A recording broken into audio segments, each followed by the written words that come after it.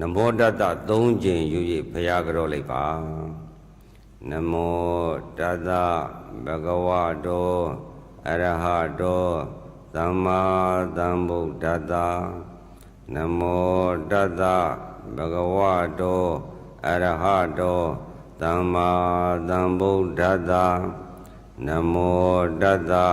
ဘဂဝတောအရဟတောသမ္မာသမ္ဗုဒ္ဓတ္တလိုက်ဆိုပါမြတ်စွာဘုရားဘုရားတပည့်တော်တို့သည်ယခုတရားအားထုတ်စေခါ၌မြတ်စွာဘုရားအားနိဗ္ဗာန်ကိုရည်မှန်း၍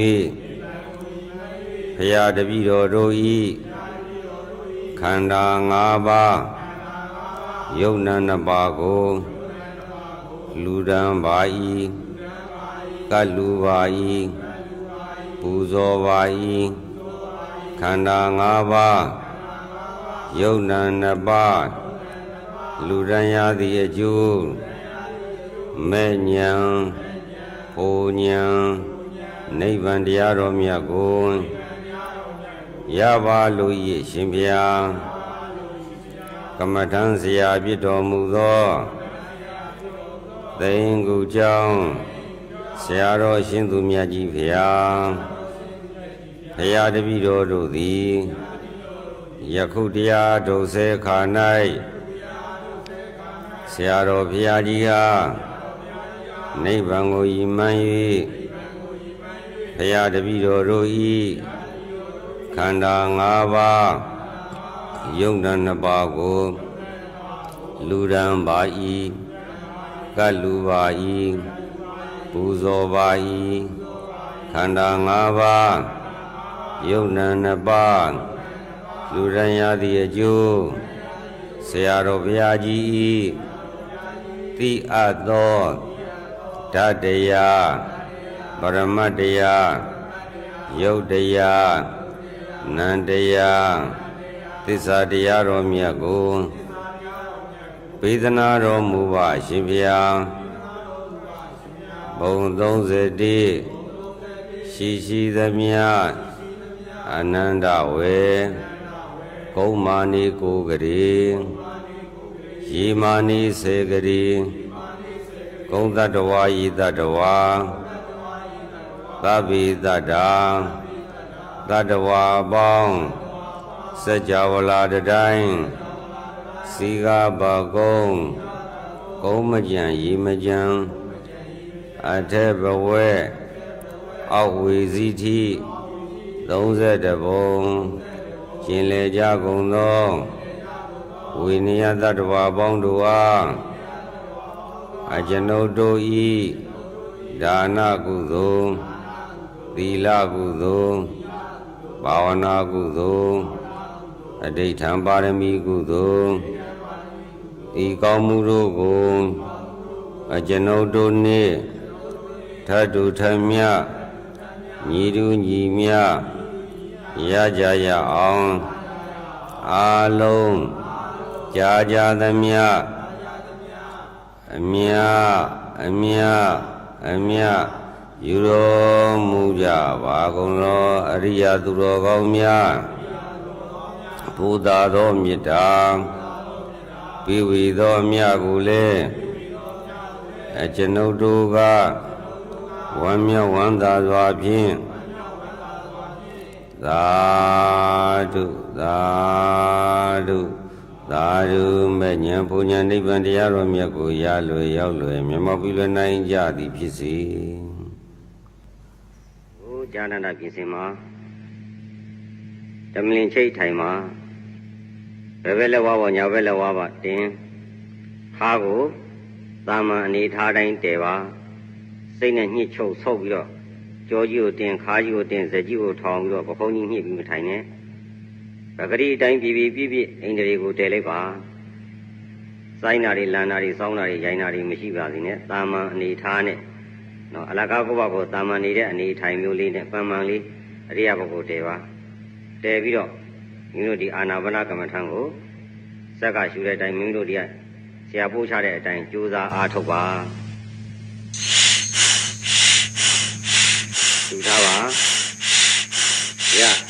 ပေးထားပါတယ်ရှူတန်ပေးထားတယ်ဒီစနစ်ဖြစ်အောင်လို့တန်ဖြစ်အောင်လို့အတန်မှန်မှန်ရှူတဲ့ဒီစနစ်ကိုရှူပေးထားတယ်ပထမမှန်မှန်လေးရှူသွားပါစက်ကရှူတာနဲ့အရှူဆိုင်နဲ့မိမိအရှူဆိုင်နဲ့ရှူအောင်အတန်ကိုမိမိကလက်ခံပြီးတော့စက်ကရှူတာကိုနားထောင်ပြီးတော့ကိုရှူတဲ့လေသာနဲ့စက်ကရှူတာနဲ့တစ်ထပ်တည်းညီအောင်ရှူပါညှိရှူထားပါဦးအတန်ကိုနားထောင်ပါဒီကရှူပြီးတဲ့အတန်နဲ့မိမိရှူဆိုင်တဲ့အဝင်အတွက်နဲ့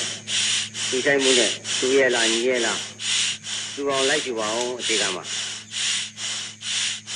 ရှူထားပါမှန်မှန်လေးရှူထားပါ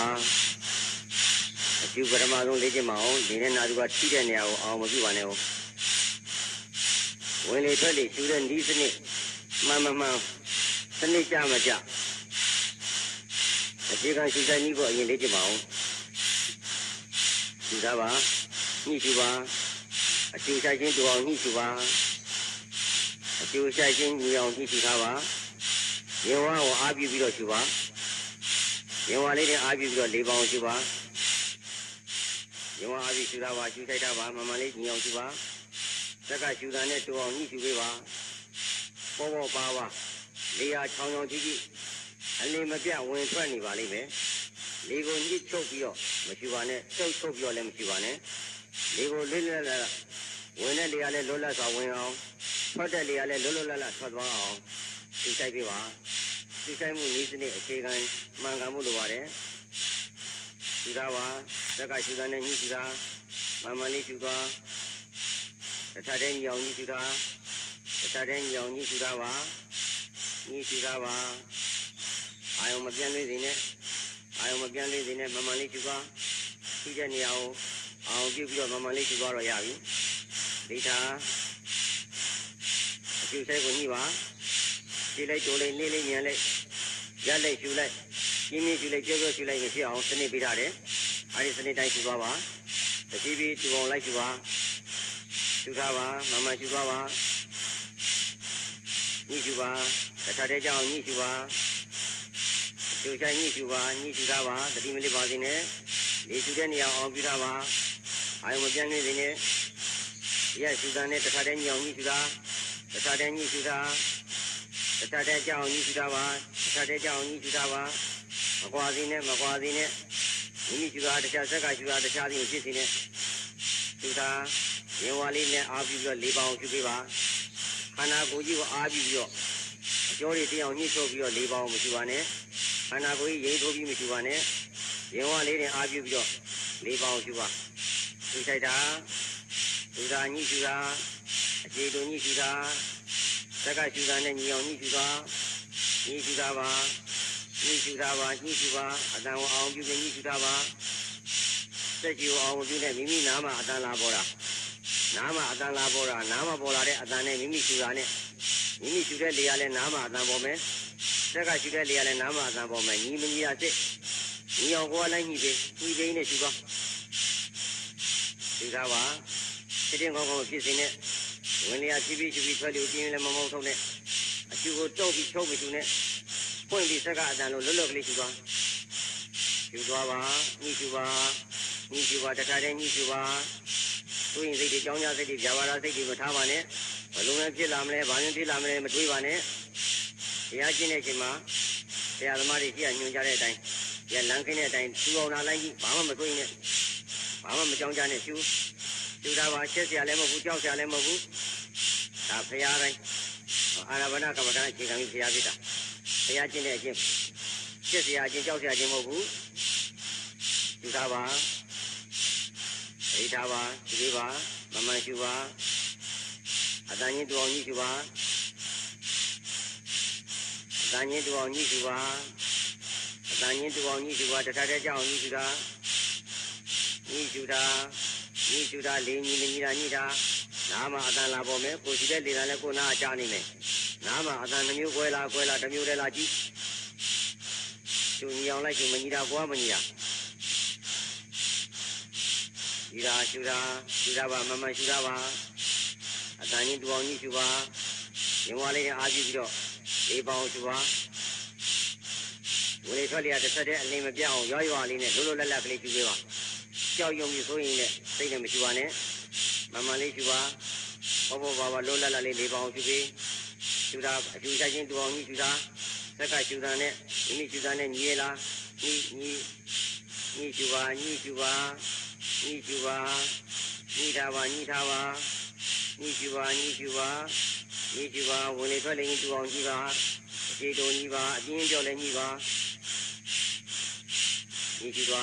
ညီရှုတာပါအလင်းမပြတ်စေနဲ့အလင်းမပြတ်ပဲရောလေးရှုပါစိတ်နဲ့ရုပ်ကျညှိထုတ်မထားနဲ့ပန်းနဲ့အထုပ်ကြီးချလို့ချတာပြီးရင်ဝါလေးတက်တဲ့အားပြုပြီးတော့ရှုပါရင်ဝါလေးနဲ့အားပြုပေါ့ချောင်းလုံးလုံးလက်ကလေးရှုတာရှုလေးရအချင်း9ပိတ်တာ30လေးတာမဟုတ်ပေါ့လေးဒီပါအောင်လေးအောင်လေးရင်ဝါလေးအောင်ပြုပြီးရှုပါညီရှုညီတာပါညီရှုပါညီတာပါတခါတည်းညီတာညီရှုဘယ်စိတ်မှဝင်မခံနဲ့ညီအောင်ညီရှုပါပဲအလောက်တာလောက်တာပရိဒါမမရှုတခါတည်းညီတာညီနောက်မကြစီနဲ့မြန်လည်းမမြန်စီနဲ့ရက်လည်းမနေနဲ့မချောင်းလေးညီအောင်ရှုညီတာညီတခါတည်းညီတူအောင်ညီတာဒီမမလေးရှုပါမလုံးနဲ့ရှုတာမမလေးရှုတာပါညီရှုပါအပြန်သွင်းစီနဲ့ညီအောင်လိုက်ရှုတခါတည်းညီတခါတည်းညီတာညီရှုပါမပြန်သွင်းစီနဲ့ဟောတာချက်တာများဖြစ်လာလို့ချင်းဘာမှမအောင်ပေးပါနဲ့ဒါစူးစမ်းမရှိတဲ့ပုဂ္ဂိုလ်တွေဖြစ်တတ်တယ်နောက်တော့သူ့ဘာသူပွင့်သွားလိမ့်မယ်မဆိုရင်လည်းမကြောင်းကြနဲ့အမှန်ရှိမောလာဆိုးလာကြက်လာလို့ဘာမှဖြစ်မလဲမအောင်ဘူးနဲ့ဘာမှဖြစ်ဘူးစူးစမ်းမရှိတဲ့ပုဂ္ဂိုလ်တွေဖြစ်တတ်တယ်ရှုပါတခါတည်းညီရှုတာညီတခါတည်းညီတခါတည်းအောင်ညီရှုသွားညီရှုတာတသန်နဲ့တခိုက်စီတသန်နဲ့ကြိုက်အောင်ရှုသွားရှုတာပါတခါတည်းကြောင်ရှုမပြန်လွင်စေနဲ့ညီရှုတာပါမလွင်စေနဲ့အခြားပါစိတ်မဝေးပါနဲ့ရှုတာပါညီရှုပါတခါတည်းကြောင်ညီရှုပါရှုတာဆက်ကတသန်နဲ့တပုံစံနဲ့နိဗ္ဗာန်ရအောင်ဆရာကဆွဲခေါ်တာနော်အတန်နဲ့ပြီးပြီးတော့ဉာဏ်နဲ့ထိမ့်ပြီးတော့ကြက်မှတ်သွားတာကိုကကျိုးစားအထုတ်ပါကိုဘက်ကလိုက်နာကျင့်သွားမှာကိုလို့ဟိုလိုလားဒီလိုဖြစ်မှာဟိုလိုကြောက်မှသွားမလို့နဲ့တခါတည်းညီရှုတာပါတခါတည်းညီစစ်ပါတခါတည်းပုံစံကြမကြစစ်ပါသေချာစစ်ပါတခါတည်းညီလိုက်ညီကိုဘာမှလည်းကိုဘက်ကဘာလို့လဲကိုဆရာရှုဆိုင်တာနဲ့တူအောင်ဘလို့ညှိပြရမလဲဘလို့ပြင်ပြရမလဲအဲ့ဒါကိုစစ်ပြီးတော့လိုအောင်တော့ဖြစ်ပြင်သေးညီရှုတခါတည်းရှုပါညီရှုတာပါမလေးစင်းနဲ့တူအောင်လိုက်ရှုပါအပင်မမအောင်ပေါ့လေးပါလွတ်လပ်လေးပါအောင်ရှုပေးဝင်လေထွက်လေညီညွတ်အောင်ရှုပေးတခါတည်းတူအောင်ရှုတာပါရှုတာပါရှုတာချိတ်တောင်မမတဲ့သွားပြီးတော့မရက်ပြည့်နဲ့ရှုတခါတည်းပေါ့ရှုပါတခါတည်းပေါ့ညီပါညီဟိုလိုလားဒီလိုလားဘာပြင်းမလဲသွားမလို့နဲ့တရားခိုင်းလို့ကတူအောင်လို့တခါတည်းကြောက်ညီတာညီရှုပါညီဝလေထွက်လေပေါ့လောလာဝေထွက်အောင်ပေါ့ပေးရှုလိုက်ချက်လိုက်ကိုတခါတည်းကြောက်ညီကြက်မှတ်ပြီးအတင်းချင်းကြီးပြီးထုတ်ပြီးတော့မရှုပါနဲ့ဖွင့်ပြီးလောလာရှုလေးပါအောင်ရှုပေးဟုတ်ပြီရှုသွားမမလေးရှုသွားပါမမလေးရှုတခါတည်းညီအောင်ညီရှုပါလမ်းကြားနေရပါတယ်ကိုရှုတဲ့အတန်နဲ့ညီပါလိုအပ်တာကိုဖြည့်ပါညီပါကိုကပြင်ဆင်ပေးပါညီညွတ်လိုက်ကြည့်ရှုပေးပါရှုပါမမလေးတခါတည်းကြောင်ရှုပါညီညွတ်အောင်ရှုပါရှုတာတေချာရှုအောင်ပြီးတော့အပြန်လေးစင်းနဲ့မပြန်လေးစင်းနဲ့အကျိုးဆိုင်ကမမလေးရှုသွားပါရှုတာပါမပြန်လေးစင်းနဲ့တခါတည်းညီရှုရှုတာပါတခါတည်းညီရှုတာပါမပြန်လေးစင်းနဲ့သတိထားညီရှု တခါတည်းညောင်လိုက်ကြည့်ပါကိုယ်လိုက်ကြည့်ပါလောတော်ကြီးတို့နဲ့ရုပ်ပြုညှိချုပ်မထားနဲ့အနာကိုစိတ်နဲ့တင်းပြီးအကျော်တွေတင်းအောင်မလုပ်ထားနဲ့ရေဝါလေးတက်တက်ပဲအာယူပြီးတော့ရှူသွားပေါ်ပါလေးရှူသွားလေယာဝလုံးလုံးလာချောင်းကြီးလေးရှူထားပါမမရှူပါတခါတည်းညှိရှူတူအောင်ညှိရှူတခါတည်းကြောင်းလိုက်ညှိပါညှိရှူပါညှိရှူတာပါတခါတည်းညှိထားသတိထားညောင်းလိုက်ညှိပါရှူတာပါတခါတည်းကြပါစေတခါကြောင်းရှူပါတို့မောလာကြက်တယ်လို့ထုတ်လို့ဖြစ်တတ်တယ်အဲ့တော့သွားပြီးမဆိုရင်လည်းအဲ့ဒါရှူသားမရှိလို့ရှူသားပါသွေးလန်းလေတန်းနေပွင့်ပြီးတော့ကျမ်းမာရေးတွေကောင်းလာပါလိမ့်မယ်ရှူသားပါတရားလည်းရရှူသားလေ့ကျင့်တာပါသိချာရအောင်လေ့ကျင့်ပါရှူလိုက်တာပါသိချာညှို့ရှူပါတခါတည်းကြောင်းရှူပါညှိပုံတူအောင်ညှိတခါတည်းကြောင်းညှိကိုင်အောင်ညှိရှူတခါတည်းလေးပေါင်းညှိရှူတာဘာလို့လဲရှူရင်းနဲ့ကိုလိုတာပြင်ဥပကမကြီးတာဥပကဆရာလေးတာနဲ့ညောင်လိုက်ညှိရှူပါညှိရှူပါလိုတာလွဲတာပြင်ပေးဟောသိဉာဏ်နဲ့လျှော့ပြီးနှေးနေနဲ့ဖြည့်ပြီးတခါတည်းညှိရှူတခါတည်းအန်ကြောင်ညှိရှူတာပါရှူပါမရပါနဲ့တခါတည်းအန်ကြောင်ချညှိလိုက်ရှူတူအောင်လိုက်ရှူညှိသိကြကြီးဘယ်လိုလဲသူရဲ့လားကိုဘကလည်းနဲနေလားနှေးနေလားမြန်နေလားရှိဘာလို့လဲလိုက်ညှိရှူတာညှိရှူတာ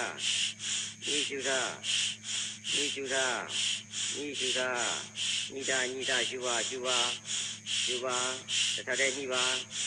ညှိပါတခါတည်းညှိပါတခါတည်းတူအောင်ညှိပါညှိရှူသတိထားညှိရှူတာ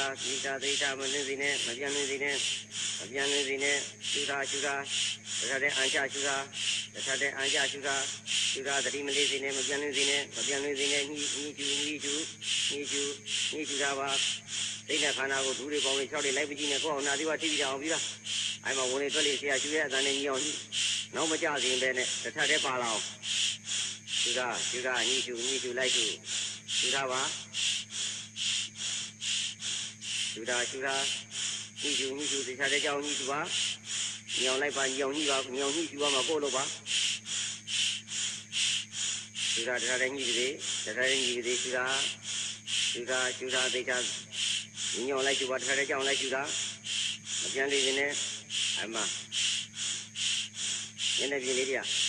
ရေပြီးကြနေအောင်ညနေကြီးတွေကြောက်ပြီးတော့မရှူအောင်နော်ညနေကြောကြီးတွေတင်းပြီးခါကြောကြီးတွေတင်းအကုန်လုံးကျိုးအကျော်နဲ့တင်းဆုပ်ပြီးတော့မရှူအောင်ညနေပြည်လေးတွေပါဆဲချပြီးတော့ရေဝါလေးတက်ပဲပေါ့ပါအားပြီးအလကားနေပြီးတော့အလုံးနေတဲ့အလုပ်ကလေးတစ်ခုလို့အထူးလည်းခရီးဆိုင်ကြောင်းကြဆိုင်တာမလိုပါဘူးမှန်လေးတာရှူသွားပါညှိရှူပါအားတွေကိုယ်ကောင်းနေရမ်းလာမှဆိုမရမ်းစီနဲ့စိတ်နဲ့သွားပြီးတော့ညှိချုပ်ပြီးတော့လုပ်ချင်တယ်ဆိုမချုပ်နဲ့စိတ်ကြီးနဲ့မတင်းထားနဲ့အကျော်တွေခါတွေပခုံးတွေဟာလားရင်ပတ်တွေသွားပြီးမတင်းနဲ့အဲ့ဒါပါတော့အတော်လေးချလို့ချတာလောလာဖြီးချတာစိတ်နဲ့ရုပ်ကြီးကိုသွားပြီးညှိချုပ်ပြီးဆုပ်ပြီးရှူနဲ့ဖွင့်ပြီးတော့သွားရှူပေးတာအရှူတက်ကလေးလိုက်ကြည့်ရှူပေးတာရှူထားပါညောင်ညှိရှူပါဟောပြီဆရာကအတန်နဲ့ပေးကြရအောင်ဇန်တနစ်တဲ့ဇန်အင်္ဂါတဲ့ဝင်သွားအောင်ဇန်စိတ်တွေပေါ်လာအောင်အတန်ပေးပြီးရှူထားတယ်ဒါကတ္တသုပမာနီးဆိုလွှတ်ဆွဲတဲ့ဥပမာနီးသူနည်းတဲ့သူရအောင်ရှူရပြင်ထားပြင်အောင်လိုက်နောက်ဆုံးရွာတွေ့တယ်ရှူတာပါသတိထားပါမပြန်နေစေနဲ့ညှိရှူဆရာရှိတဲ့အတန်နဲ့ညှိပေးတာညှိရှူတာညှိတခါတည်းကြောင်းညှိသဘုံစံနဲ့ကြောင်းညှိပေးရှူတာကွာမညှိအောင်ညှိနေရမှာကိုလို့ဘာလို့လဲဘာလွဲသလဲကိုဘကလိုတာလွဲတာပဲရှိတယ်ကိုကတော့လိုက်ညှိပေးရှူပေးရှူတာညှိရှူတာပါမပြန်လင်းစေနဲ့ညှိ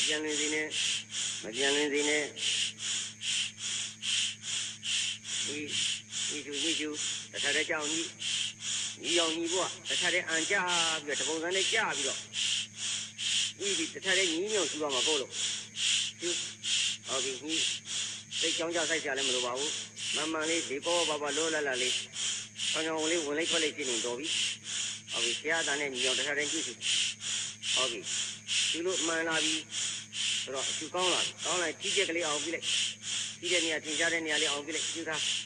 ကြီးချက်သင်ကြားတဲ့နေရာအောင်ပြုကျူထားအတင်းစူးဆိုင်မပြုနဲ့မှန်မှန်လေးပြုတတိကိုအတင်းစူးဆိုင်မထားနဲ့ကြီးချက်ကလေးอ่ะ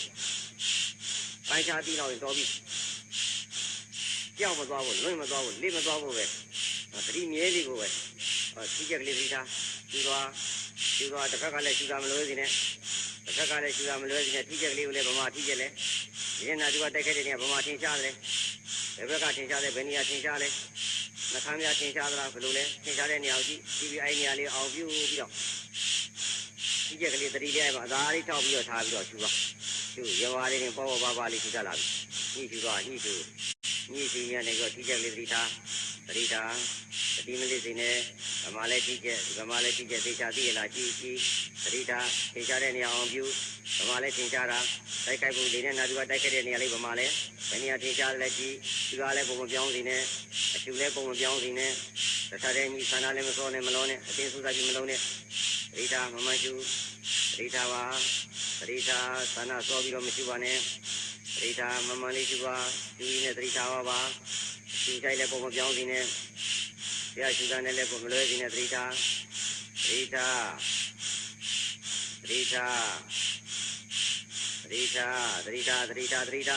အဲ့မှာအကကြိုက်တာသွားမကြည့်ပါနဲ့မီးသွားမကိုင်းနဲ့ဒုက္ခသွားမပေါင်းသိနဲ့ချမ်းသာတဲ့နာသူကကြီးချက်ကလေးမှစိတ်ကလေးကိုသမာအာဇီဝရအောင်မွေးပြီးပါကြီးချက်ကလေးကိုသတိထားပါအဲ့နေရာလေးကဒုက္ခမှလွတ်တဲ့နေရာလေးကိုစိတ်ကလေးကိုမွေးမြူနိုင်အောင်လေ့ကျင့်ပေးတာသတိထားကျူတာကြီးချက်ကလေးနဲ့ဘဲပါသွားမစူးစမ်းပါနဲ့မလေးလာပါနဲ့မလိုက်ရောပါနဲ့ကြီးချက်ကလေးတောင်အောင်ပြုပြီးတော့ဆရာကျူတာနဲ့ညီမကြီးတာစိတ်ပြီးကျူတာပါကျူတာအကျူကြိုက်မပန်းအောင်လားဆရာအတန်နဲ့တစ်ချက်တည်းကြောက်တာဝရိယစိုက်ပြီးကျူသွားသတိထားမမကျူပြီးသတိထားအကျူမပြောင်းစီနဲ့သတိမလင်းစီနဲ့ကြီးချက်ကလေးမှအသာလေးသတိလေးသင်ချအောင်ထားပါသတိထားပါကြီးချက်လေးအောင်ပြုထားပါပြုတာဗမာလည်းကြီးချက်သင်ချတဲ့နေရာအောင်ပြုပြီးကျူဆိုင်သွားသတိထားကြီးချက်ကလေးအောင်ပြုထားပါပြုထားသတိထားဒါလေးအောင်ပြုတာကြီးချက်သင်ချတဲ့နေရာအောင်ပြုထားပါသတိမလေးစီနဲ့အလိုမလိုက်နဲ့အာဟုတုတရားတွေကကုသိုလ်တရားလုပ်တဲ့နေရာမှာလာရောက်ပြီးနောက်ကနေနှောက်ချက်လေအလိုမလိုက်နဲ့ဟိုပြန်လေးဒီပြန်လေးဟိုရောက်ဒီရောက်အဲ့အာဟုတုစိတ်နာဒီကကြီးချက်ကလေးကကုသိုလ်ကုသိုလ်တရားတိုးပေါအောင်မြင်အောင်အားကောင်းကိုကြိုးစားပြီးကြီးချက်ကလေးသတိထားပါသတိထား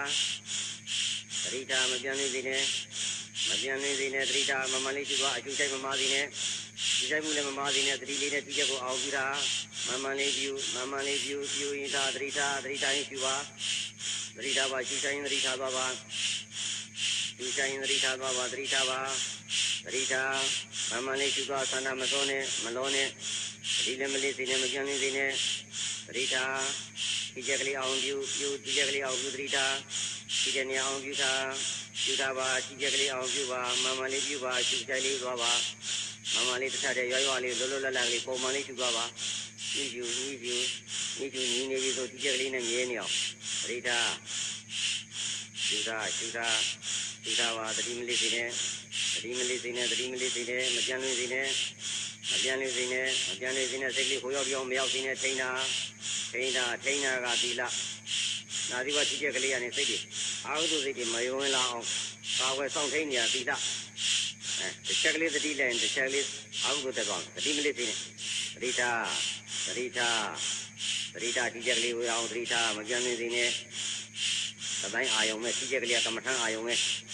အဲ့ဒီကနေလွတ်ထွက်သွားရင်ဗိဓအာဟုတုအာယုံလောကကာမအာယုံကြီးမကောင်းဘူးလောကဗိဇဝအာယုံကြီးအဲ့ဒီမှာစိတ်ကလေးမနေဘဲနဲ့ကြီးချက်ဆိုတဲ့ဒုက္ခကမ္မထအာယုံလေးမှာငွေဒီနဲ့နောက်ကကြက်မှာတာဉာဏ်နဲ့ပညာဥဒိတာရှုတာဆရာရှုတဲ့အစံနဲ့ညီရလားဘာလို့လဲမှားတရားလွဲနေတာညာသိပညာကညာတာလျှော့လိုတာဖြစ်ဆရာပြင်ဆင်ခိုင်းတာတွေပြီးပညာကတတိကကြီးချက်ကလေးကိုဥဆောင်တော့ ဒီကချက်မှာတတိယဉာဏ်ပညာ၃ချက်ပေါင်းသူကဒီကမမလေးခဏဆောသွားလာဟဲ့ဆိုရင်စိတ်ဒီကြောင့်ရစိတ်ဒီမထားပါနဲ့လောလောပြီးတော့လည်းမချူနဲ့ကြောင်းဆိုရင်ပြီးတော့အတင်းကိုရံပြီးပြေးသူတွေထားမပြေးနဲ့တတိနဲ့ဉာဏ်နဲ့ကြည့်ရကြောက်ကံကံပြီးပြေးကြတာတန်တရားလုံးကြားလာအခုကတတိယဉာဏ်ပညာရင်းနဲ့ကြည့်ရ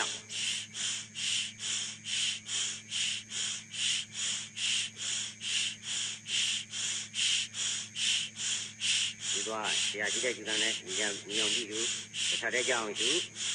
တတိမကင်းနေနဲ့မပြန်နေစေနဲ့ကြီးတဲ့ထင်ရှားတဲ့နေရာလေးမိမိသိတဲ့ကိုယ်နေရာနဲ့ကိုယ်ခန္ဓာနဲ့ကိုယ်သိအောင်သတိထား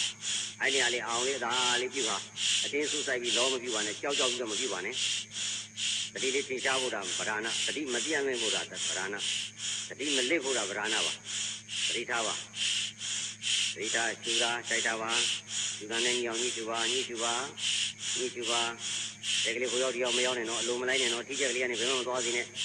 ကျမ်းမထားတိမ့်ထားထိချက်ကလေးကိုအောင်ပြုဓာတိပါထိချက်ကလေးအောင်ပြုမမှန်ရှု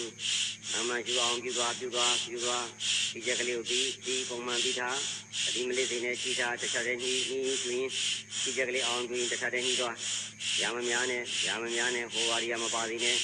ရာခိုင်းတဲ့လုပ်ပဲလုပ်ပါဆရာညွှန်ကြားတဲ့တိုင်ကျူပါတိုက်ပါသတိထားပါသတိထားထိချက်ထင်ရှားတဲ့အောင်ပြုရလိုက်ရှူလိုက်နေလိုက်ညံလိုက်ပြင်းရှူလိုက်ကြောက်လေးရှူလိုက်မလုံးနဲ့အဲ့ဒါသီလကျက်သမာဓိကျက်ဇံကျက်တယ်ဟုတ်ပြီသတိထားပါမပြန်နေစေနဲ့ညှိရှူတာ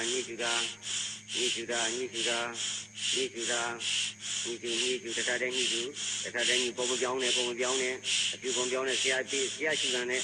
တခါတည်းညှိကျွင်းနဲ့ထိချက်ကလေးအောင်ပြုပုံမပြောင်းစေနဲ့ပုံမလွဲစေနဲ့သတိထားပါရှိပါစိုက်ပါသတိထားပါတခါတည်းညှိရှူ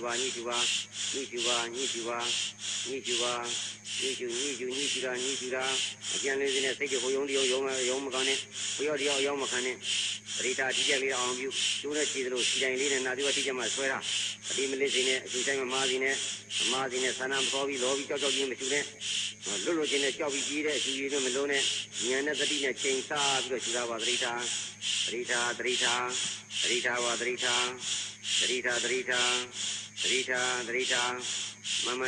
မမရှူသွားသတိထားသတိမကင်းစေနဲ့ညှိရှူတာသတိထားတစ်ခါတည်းကြောင်းရှူသ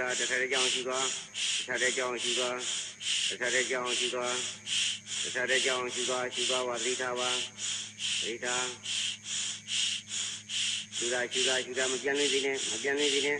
ခန္ဓာဆောပြီးတော့မယုတ်ပြည့်ကြီးစိတ်တွေမလှုပ်ရှားစေနဲ့မလေးရှူစိတ်တဲ့ယုတ်ကြီးကိုညှိချုပ်ပြီးဆုပ်ပထားနဲ့အကျော်တွေတရားခန္ဓာကိုယ်ကြီးဘုံရနေညှိပြီးဆုပ်တင်မထားနဲ့အဆုပ်ကြီးဖြီးချလို့ဖြီးချပြီးရောဝါလေးသက်သက်ရှူဆိုရင်စိတ်တွေမပါနဲ့ရမများနဲ့ဆရာရှူတာနဲ့ညီအောင်နဲ့ညှိဘလို့ပဲဖြစ်ငါအလောက်ကတစ်ထပ်တည်းဆရာအတန်နဲ့ညီအောင်ညှိပြီးတော့ထိချက်ကလေးသတိထားမှာဒါအပြင်ဘာမှမလွတ်အောင်ဆိုတော့ကိုယ့်ကိုသတ်မှတ်တာအဲ့ဒီပြင်းလို့တွေမလုံးနဲ့ရှူတာသတိထားမပြန်နေစေနဲ့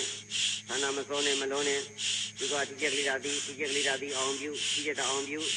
ပြီးညီအောင်ညှိရှူတာပါတခါတည်းညှိပါရအောင်ညှိပါဟိုကမဖြစ်စေနဲ့ဟိုနည်းဒီနည်းမဖြစ်စေနဲ့ဟိုကြော်မဖြစ်စေနဲ့သတိထား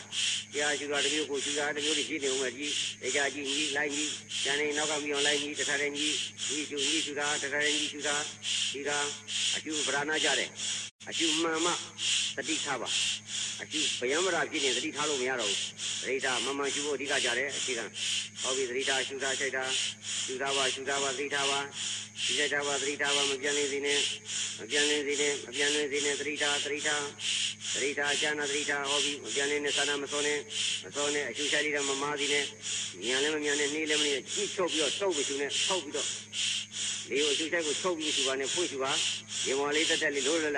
ဝင်လေရလဲသူ့ဘာသူလို့လအထုံးဝင်သေးဆွဲလျရတော့ဗိုက်ကြီးတစ်ပြည့်ကြီးသူခိုင်းတာမဟုတ်ဘူးဟုတ်ပြီရေမော်လေးတက်မှာဆွဲလေလဲသူ့ဘာသူလို့ဝင်လေလဲလို့ပြအောင်ရှူ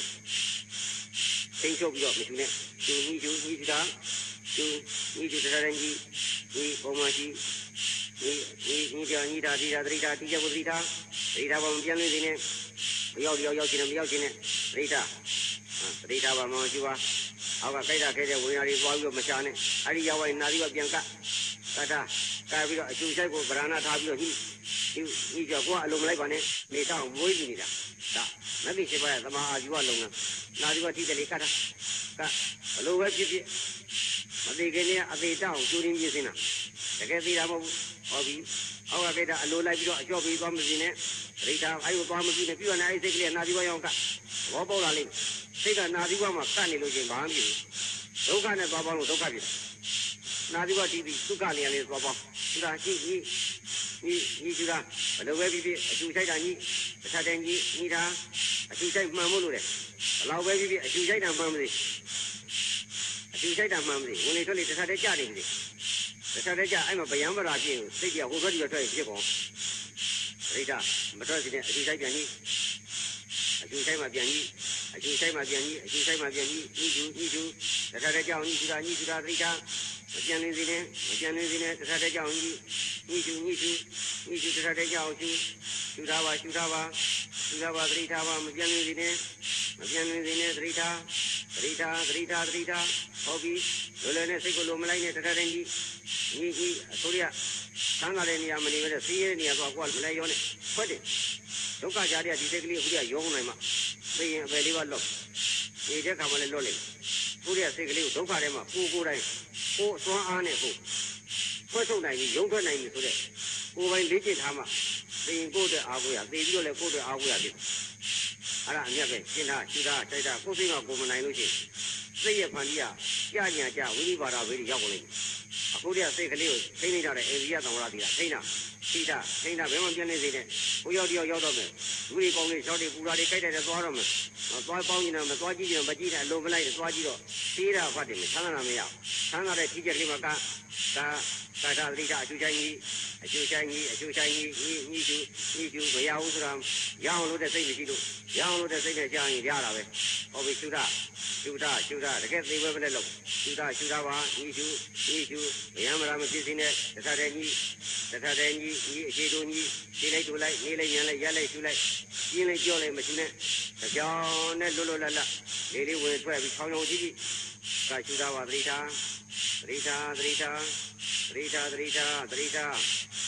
ားမမရှူသွားသတိထားမပြန်နေစီနဲ့အကျူဆိုင်မမားစီနဲ့ဒီချက်ကလေးကိုသာလေးအောင်ပြီးပါအတင်းဆူဆိုင်ပြီးကြောက်ပြီးလန့်ပြီးတော့ထွက်ပြေးတဲ့အပြေးမျိုးနဲ့မဟုတ်ဘဲနဲ့စိတ်ကိုနိုင်နေနဲ့တတိဉာဏ်ပညာတွေကစိတ်ကိုနိုင်နေနဲ့အားနဲ့တော့အောင်ပြနေတယ်ဒီလေးကြောလိုက်မယ်ကြောင်းနဲ့လူလာတာဒီလေးဝင်ပဲဆောင်းလုံးကြီးကကျူတာပါသတိထား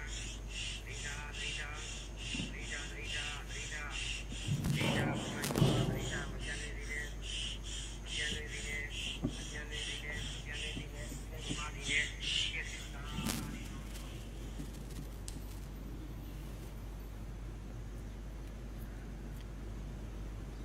အရှူဖြည်းဖြည်းချင်းလျှော့ပါမယ်ဖြည်းဖြည်းချင်းအရှူလျှော့ပါမယ်ခန္ဓာကိုယ်အနေထားကိုပြန်ပြီးတော့စစ်ဆေးလိုက်ပါမူလတရားစထိုင်စဉ်ကလို့မှန်ကန်တဲ့ခန္ဓာကိုယ်အနေထားဖြစ်ရပါမယ်ရိုင်ချင်းရွဲ့ချင်းစောင်းချင်းလန်ချင်းမရှိဘဲမူလအတိုင်းမှန်ကန်တဲ့ခန္ဓာကိုယ်အနေထားဖြစ်ရမယ်စိတ်ကလည်းယုတ်ကြီးကိုထိန်းချုပ်ထားတာမရှိရပါဘူးစိတ်နဲ့ယုံနဲ့ဆက်ဆက်ကင်းနေပါစေအရှူလဲလျှော့ပါမယ်ကိုယ့်ဘက်ကအားဆိုင်ပြီးမရှူတော့ဘဲနဲ့သူ့ဘာသူပဂတိတဘာဝဝင်လေထွက်လေအတိုင်းထားလိုက်ပါမိမိဘက်ကအနားယူထားပါမယ်စိတ်ကောရုပ်ကောအေးစစ်စစ်လျှော့ပြီးတော့အနားယူထားပါအားလုံးအဋိဌံပါရမီပြည့်ပါပြီပြုံးစားရေးမလှုပ်ပါနဲ့အောင်လက်ချောင်းလေးတွေကစပြီးတော့စုပ်လိုက်ဖြန်းလိုက်ဖြည်းဖြည်းချင်းလက်ချောင်းလေးတွေစုပ်လိုက်ဖြန်းလိုက်ဖြည်းဖြည်းချင်းလှုပ်ပါဒီမှာလက်ကဝလေးကနေစပြီးနှဲ့လိုက်ခြေပြားလေးကော့လိုက်ဖြည်းဖြည်းချင်းဖြုတ်ပါမယ်ပြုံးစားရေးမလှုပ်ပါနဲ့ဇိုးကနေဇက်ကနေမလှုပ်ပါနဲ့အခုယောဂီများတရားထိုင်ခြင်းနာယီဝတ္တိရှိပါတယ်အဲ့တော့နေ့လယ်2 နာရီမှာဦးဇင်းတို့ဒုတိယအကြိမ် တရားထိုင်ခြင်းပြန်စပါမယ်အားလုံးကျမ်းမာချမ်းသာကြပါစေ